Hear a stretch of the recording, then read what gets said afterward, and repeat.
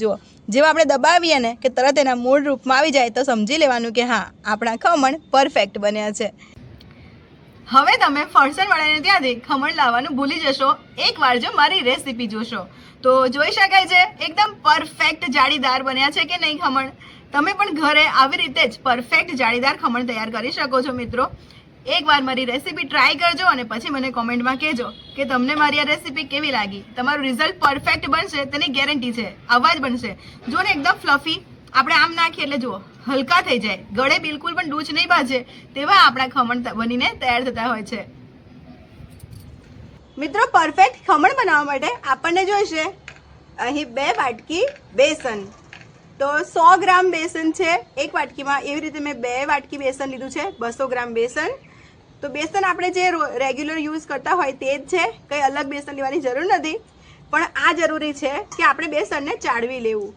તો બેસનને આપણે ચાળવી લઈએ ને તો આવી રીતે જે એક એક કણી છે ને તે બધી છૂટી છૂટી થઈ જાય, જેથી આપણા ખમણ એકદમ જોરદાર બને। તો આપણે આ બેસનને ચાળી લઈશું।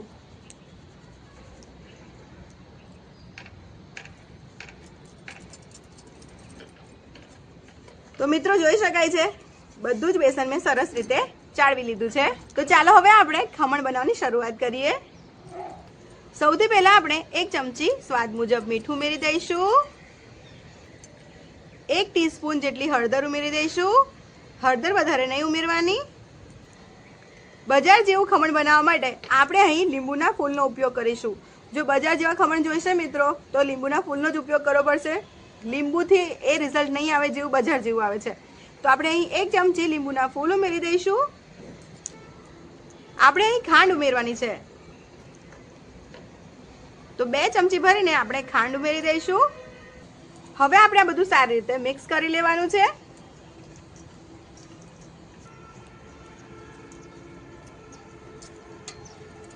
મિત્રો, હવે ખાસ ધ્યાન એ રાખવાનું છે કે આપણે જે વાટકીથી બેસનનું માપ લીધું છે એ જ વાટકીથી આપણે પાણી ઉમેરવાનું છે। તો હું તમને બતાવું છું કે આપણે પાણી કેટલું લેવાનું છે। તો પહેલાં આપણે 1 વાટકી પાણી લીધું, મિક્સ કરવાનું છે આવી રીતે। અને મિત્રો ખાસ યાદ રાખવાનું છે કે હાથનો ઉપયોગ કરવાનો છે।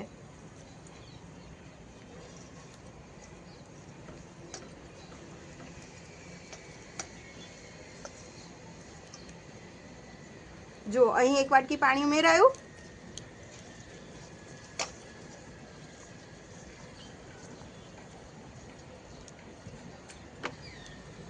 ફરી આપણે એ જ વાટકીથી પાણી લઈશું। પહેલા આપણે થોડું પાણી ઉમેરીશું, એટલે કે અડધી વાટકીથી પણ ઓછું પાણી ઉમેર્યું છે। મિક્સ કરીશું અને આપણે જે એક જ ડાયરેક્શનમાં ફેરવતા હોય ને એવી રીતે જ હાથ આપણે ફેરવતા જવાનું છે। તો મિત્રો, તમે એમ કહેશો કે હાથનો ઉપયોગ કરો છો, પણ બજારમાં મળતા ખમણમાં હાથનો જ ઉપયોગ કરવામાં આવે છે, જેનું વૈજ્ઞાનિક કારણ પણ છે। જે આપણા વડીલો ઉપયોગમાં લેતા, હાથનો ઉપયોગ કરતા, તો આપણા હાથની ગરમી છે ને તે પણ આ ખીરામાં ઉમેરાતી અને કુદરતી રીતે ફર્મેન્ટેશન થતું, એટલે કે આથો આવતો તાત્કાલિક। જેમને પણ કંઈક બનાવવું હોય ને તો આપણા વડીલો કંઈક પણ બનાવવા માટે હાથથી આવી રીતે ખીરું બનાવતા। તો આ રીત મેં મારા દાદી પાસેથી શીખી હતી, જે તમારી સાથે શેર કરું છું। હાથથી આવી રીતે મિક્સ કરતા જવાનું, મિક્સ કરતા જવાનું। તો હું તમને ખીરાની કન્સિસ્ટન્સી પાણી ઉમેર્યા બાદ બતાવું। હવે પાણી તમારે ધ્યાનથી ઉમેરવાનું છે। તો જોઈ શકો છો આવી રીતે હાથમાં લીધું, 2 ચમચી જેટલું પાણી મિક્સ કરીશું। તો મિત્રો, ખમણ ડૂચારા બનતા હોય છે ને તેનું એક રીઝન છે આપણે જે આ ખીરું છે ને તે જ પરફેક્ટ નથી બનતું। તો આ મેન છે પરફેક્ટ ખીરું કઈ રીતે બનાવવું ને તે જ। તો વિડીયો તમે પૂરો ધ્યાનથી જોજો એટલે તમને વ્યવસ્થિત સમજમાં આવે।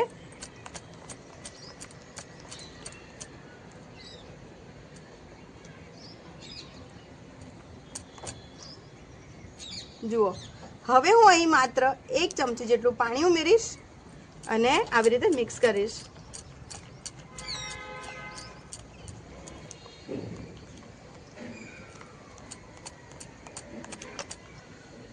તો આવી રીતે આપણે જ્યારે ખીરું કરીએ ત્યારે આપણને એવું લાગે કે જાણે હાથમાં હજુ ખીરું ભાર ભાર લાગે, હલકું ના લાગે, એટલે ફરીથી 1 ચમચું ઉમેરવાનું અને ફરીથી આવી રીતે મિક્સ કરતા જવાનું હાથથી એક જ ડાયરેક્શનમાં। તો મિત્રો અહીં મેં 5 થી 7 મિનિટ સુધી આવી રીતે જ એક જ ડાયરેક્શનમાં મિક્સ કર્યું છે અને તમે જોઈ શકો છો એકદમ સરસ જો એર ભરાઈ ગઈ છે, ખીરામાં બબલ્સ આવી ગયા છે અને જુઓ ખીરું આવું રાખવાનું છે, એકદમ એની જાતે પડતું હોય ને એવું. અને ખીરું બનાવતી વખતે મને જરૂર પડી છે 1.5 વાટકી પાણીની. તો આ પરફેક્ટ માપ છે ખીરું બનાવવાનું. તમારે વાટકી કોઈ પણ લેવાની કે કોઈ પણ કપ લેવાનો અને પછી તમારે પાણી ઉમેરતા જવાનું, થોડું થોડું પાણી ઉમેરતા જવાનું. તમે આવી રીતે 1.5 વાટકી કાં તો 1.5 કપ જેટલું બેસન લો, જેટલું પણ બેસન લો તેટલું પાણી લેવાનું અને પછી ઉમેરતા જવાનું. તો તમારે આ રીતે જ જ્યારે તમે ખીરું બનાવશો તો પરફેક્ટ બનશે. અને હાથનો ઉપયોગ કરવો આ સૌથી મેઇન જરૂરી બાબત છે, એ તમારે ખાસ ધ્યાન રાખવી. તો હવે આપણે આ ખીરાને ઢાંકી દઈશું 10 મિનિટ માટે. તો મિત્રો અહીં 10 મિનિટ થઈ ગઈ છે અને આપણું બેટર મસ્ત ફ્લફી થઈ ગયું છે. હવે આપણે મેઇન ઇન્ગ્રેડિયન્ટ ઉમેરીશું. તો અહીં આપણે 1 ચમચી ભરીને તેલ ઉમેરીશું. તેલ ઉમેરવાથી આપણા ખમણ ડૂચારા નહીં રહે. અને અહીં આપણે જે રેગ્યુલર ઈનો આવે તે રેગ્યુલર ઈનોનો ઉપયોગ કરવાનો છે. અને જો તમારી પાસે ઈનો ના હોય તો તમે ખાવાના સોડાનો ઉપયોગ કરી શકો છો. તો આ 1 ચમચી ભરીને રેગ્યુલર ઈનો હોય તે લેવાનો. તમારે ખાવાનો સોડા રેગ્યુલર હોય જે ખાવાનો સોડા ટાટાનો કે કોઈ પણ હોય તે તમારે 1 ચમચી ભરીને યુઝ કરવાનો. હવે મિત્રો અહીં આપણે માત્ર 2 ટીપા લીંબુનો રસ ઈનો પર ઉમેરવાનો.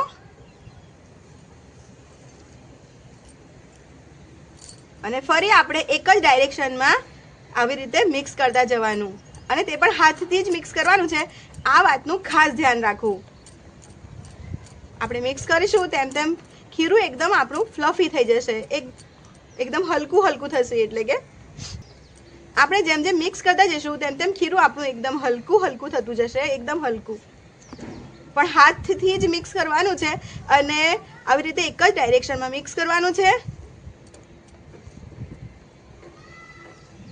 30 થી 40 સેકન્ડ સુધી આવી રીતે એક જ ડાયરેક્શનમાં મિક્સ કરીશું આપણે. તો અહીં 30 થી 40 સેકન્ડ થઈ ગઈ છે અને જુઓ આપણું એકદમ સરસ બેટર થઈ ગયું છે, ફ્લફી થઈ ગયું છે. હવે આપણે અહીં આવી રીતે કોઈ પણ વાસણ લેવાનું છે જેને તેલથી ગ્રીસ કરી લેવાનું છે. તો આવી રીતે ઊંડું વાસણ લઈએ તો આપણા ખમણને આપણે જેવા ફૂલવવા હોય એવી રીતે વ્યવસ્થિત ઊંચા ફૂલે. તો જુઓ હવે આ ખીરું છે તેને હું આવી રીતે વાસણમાં કાઢી લઈશ.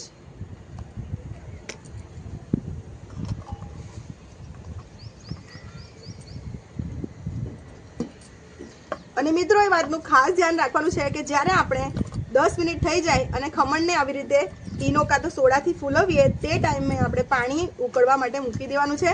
કેમ કે જ્યારે આપણે ખમણને મૂકીએ, જ્યારે ફૂલવવા માટે, ત્યારે પાણી એકદમ ઉકળતું હોવું જોઈએ, એકદમ સરસ ઉકળતું.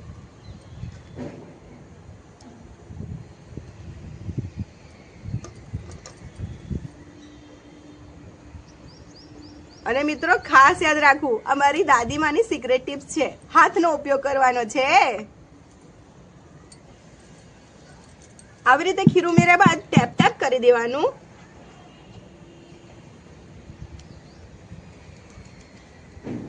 આવી રીતે.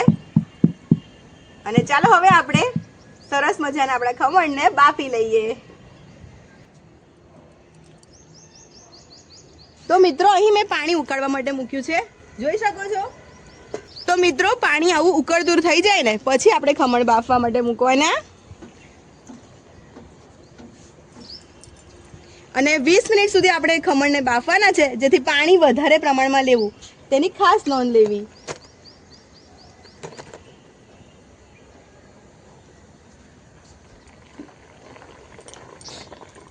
હવે આપણે 20 મિનિટ સુધી ઢાંકી દઈશું. જો તમને એમ લાગે તો 15 થી 16 મિનિટમાં તમારે ચેક કરી લેવાનું, કરી શકો છો. પણ 15 મિનિટથી પહેલાં તમારે ખોલવાનું બિલકુલ પણ નથી, એ વાતનું ખાસ ધ્યાન રાખવું. અને મિત્રો આવી રીતે ફાસ્ટ ફ્લેમ રાખવાની છે 20 મિનિટ સુધી, મીડિયમ ફ્લેમ પણ નથી કરવાની. 20 મિનિટ સુધી ફાસ્ટ ફ્લેમ પર આપણે આપણા ખમણને સરસ મજાના બાફીશું.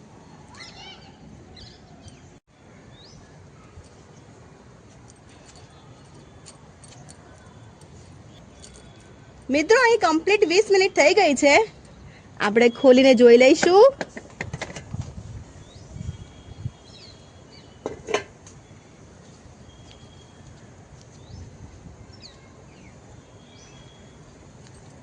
તો મિત્રો મોટા ભાગે તો શું કરવું પડે કે આવી રીતે નાઈફ ટેસ્ટ કરવો પડે અને ચેક કરવું પડે કે આપણા ઢોકળા કેવા બન્યા છે કેવા નહીં.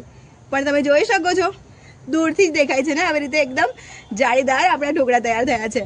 ચાલો હવે આપણે બહાર કાઢી લઈશું.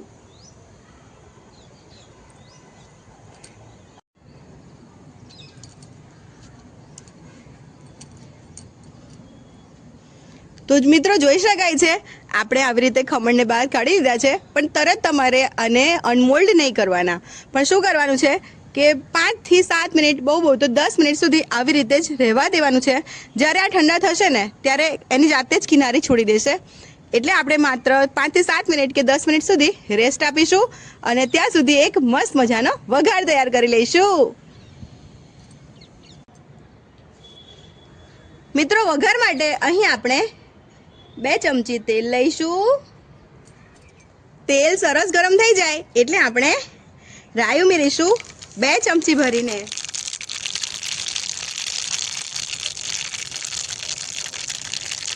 લીલા મરચાં ઉમેરીશું.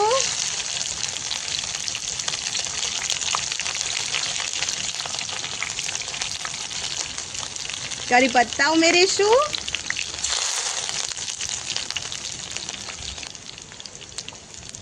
હવે આપણે પાણી ઉમેરીશું.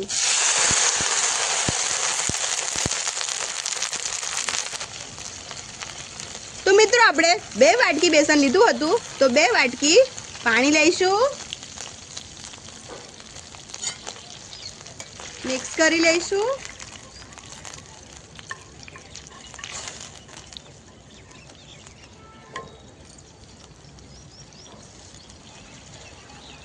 હવે આપણે અહીં 2 ચમચી ખાંડ લઈશું. મિક્સ કરી લઈશું. તો આપણે આ વઘારને ઉકાળવાનું કશું જ નથી કરવાનું, પણ માત્ર આ ખાંડ ઉકળે ત્યાં સુધી જ આવી રીતે મિક્સ કરતા જવાનું છે.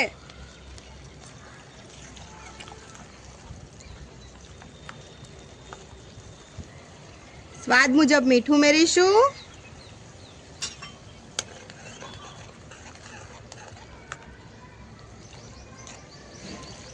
અને આપણી ખાંડ સરસ ઓગળી ગઈ છે, જોઈ શકાય છે. તો હવે આપણે આ વઘારને ઉતારી લઈશું. આપણે આ વઘારને કંઈ વધારે ઉકાળવાનો હોતો નથી. તો ચાલો હવે આપણે ખમણને જોઈ લઈશું.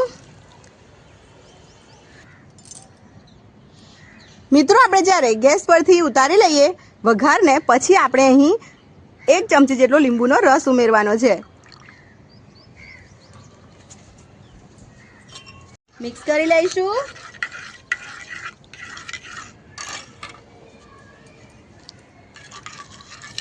અહીં આપણે 2 વાટકી પાણીનો ઉપયોગ કર્યો હતો વઘાર માટે, તો ઉકળતા સુધીમાં અડધી વાટકી પાણી બળી જાય, એટલે કે 1.5 વાટકી પાણીનો વઘાર આપણી પાસે રહ્યો છે. તો આટલું માપ પરફેક્ટ છે. આજે આપણે બનાવીએ ખમણ ઉપર રેડવાનું જે વઘાર હોય, રસો હોય, પાણી હોય તે.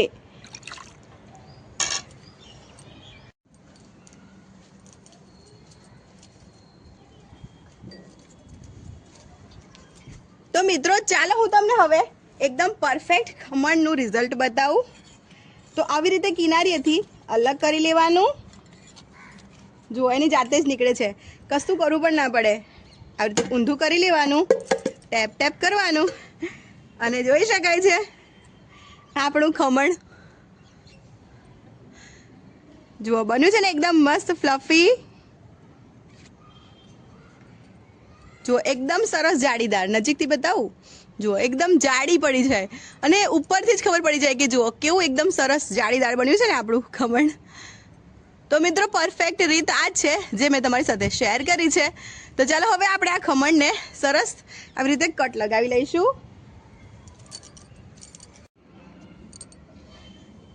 તો મિત્રો તમે મારી ટિપ્સ અને ટ્રિક્સ ફોલો કરશો તો તમારા ખમણ પણ આવા સરસ મજાના જાળીદાર બનશે, એકદમ બજાર જેવા, અને બિલકુલ પણ ગળામાં ડૂચ પણ નહીં બાજે, એવા ડૂચારા પણ નહીં બને. જુઓ જેવા આપણે દબાવીએ ને કે તરત એના મૂળ રૂપમાં આવી જાય તો સમજી લેવાનું કે હા આપણા ખમણ પરફેક્ટ બન્યા છે.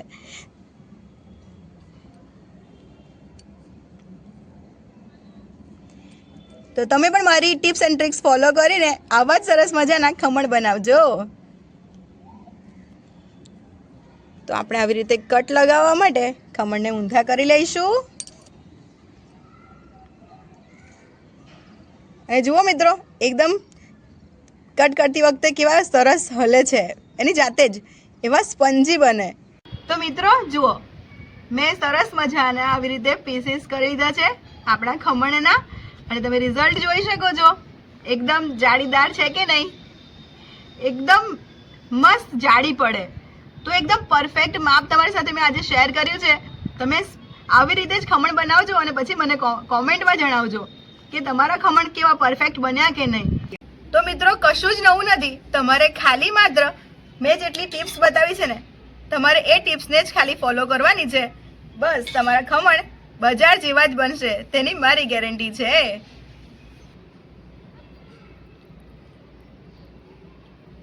તો બજાર જેવા પરફેક્ટ રસીલા આપણા ખમણ બનીને તૈયાર થઈ ગયા છે. તો મિત્રો આવા રસીલા મસ્ત મજાના ખમણ તમે પણ બનાવો અને પછી મને કોમેન્ટમાં જરૂરથી જણાવજો કે કેવા બન્યા કે નહીં. તમારા પણ પરફેક્ટ બનશે જ, પરફેક્ટ બનશે. તમે મને કોમેન્ટમાં પણ કહેશો કે હા બેન, તમારી જેમ રેસીપી જોઈ તરત બનાવ્યા ને તો સેમ ટુ સેમ બજાર જેવા બન્યા. જોઈ શકાય છે ને એકદમ મસ્ત જાડી પડી છે કે નહીં? તો આવી રીતે બનતા હોય છે આપણા મસ્ત મજાના ખમણ. જુઓ, જોઈ શકાય છે. તો ગળે ડૂચ પણ નહીં બાજે અને બજારનું તમારે ફરસાણ લાવવાની જરૂર પણ નહીં પડે. હવે બસ ફટાફટ મારી રીત અને મારી ટિપ્સ ફોલો કરો અને મેળવો આવું મસ્ત મજાનું ખમણનું રિઝલ્ટ. તો ખાનાર તમારા વખાણ હવે કરતા બિલકુલ પણ નહીં થાકે આવા જાળીદાર ખમણ જોતા જ. અને ખાશે એટલે એટલા સ્વાદિષ્ટ લાગશે